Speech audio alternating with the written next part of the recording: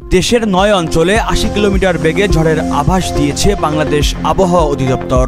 পাশাপাশি আরও ৫ অঞ্চলে ৬০ কিলোমিটার বেগে ঝড়ের কথা জানিয়েছে সংস্থাটি। শনিবার ১৪ সেপ্টেম্বর বাংলাদেশ আবহাওয়া অধিদপ্তরের আবহাওয়াবিদ ডক্টর মোহাম্মদ আবুল কালাম মল্লিক দেশের অভ্যন্তরীণ নদীবন্দর সমূহের জন্য আবহাওয়ার পূর্বাভাসে এ তথ্য জানান।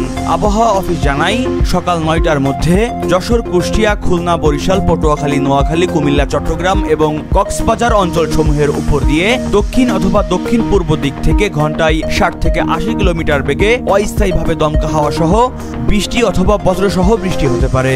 এসব এলাকার নদীবন্দর সমূহকে ২ নম্বর নৌ হুঁশিয়ারি সংকেত দেখাতে বলা হয়েছে। এছাড়াও রাজশাহী, রংপুর, ঢাকা, ফরিদপুর, সিলেট এবং ময়মনসিংহ অঞ্চলসমূহের উপর দিয়ে দক্ষিণ অথবা দক্ষিণ পূর্ব দিক থেকে ঘন্টায় ৪৫ থেকে ৬০ কিলোমিটার বেগে অস্থায়ীভাবে দমকা হাওয়া সহ বৃষ্টি অথবা বজ্রসহ বৃষ্টি হতে পারে। মুহিবুল্লাহ নাহিন, প্রহর 24।